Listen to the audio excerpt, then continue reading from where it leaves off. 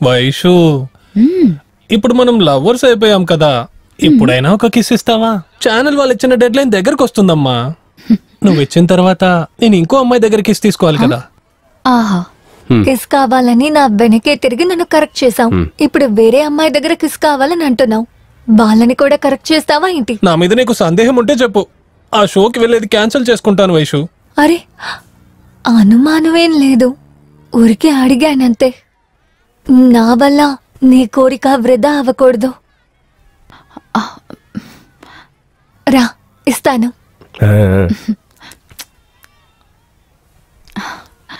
చాలా shit, photo తీయడం మర్చిపోయాను. వేదవా.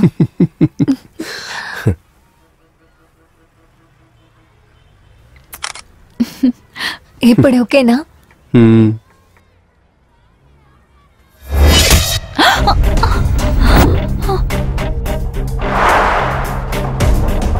అతను ఒక్కడే సంతోషంగా ఉంటే సరిపోతుందా? నా కోసం ఏమీ లేదా?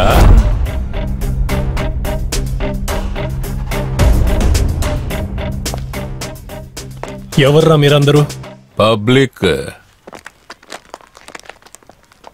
గ్రౌండ్ చాలా పెద్దగా ఉంది కదా, ఇక్కడేం రా చేస్తున్నారు? వేరే ఎక్కడికైనా వెళ్ళండి. బాబా, హీరో చెప్తున్నాడు రా, వినండి. రండి రా, అందరం వెళ్ళిపోదాం. అమ్మాయిని పక్కన ఉంచుకొని సినిమా చూసే ప్రతి ఒక్కడు హీరోలానే ఫీల్ అవుతాడు రా. నీకంత సీన్ లేదురా, పక్కకెళ్ళు. రే పోరంబోకు, రాజు అవ్వడానికి రాజవంశంలో పుట్టుండాలని అవసరం ఏం లేదు. దేశమేలే అర్హత ఉంటే ఎవరైనా రాజు అవ్వచ్చురా. ప్రేమించే అమ్మాయిని నీలాంటి పోరంబోకుల నుంచి కాపాడితే అదేమి హీరోయిజం కాదురా రే. నేను అడగగానే పబ్లిక్ ప్లేస్ లో సిగ్గు లేకుండా ముద్దిస్తుందంటే తనేం క్యారెక్టర్ లేనిది కాదు. నీలాంటి పోరంబోకులు వచ్చి తన దగ్గర అల్లరి చేస్తే నేను తన్ని ఎలాగూ కాపాడుతాననే నమ్మకం తనకు నా మీద ఉంది. అది క్రాస్ చెక్ చేయడానికి మీరందరు రెడీ అయితే రండిరా.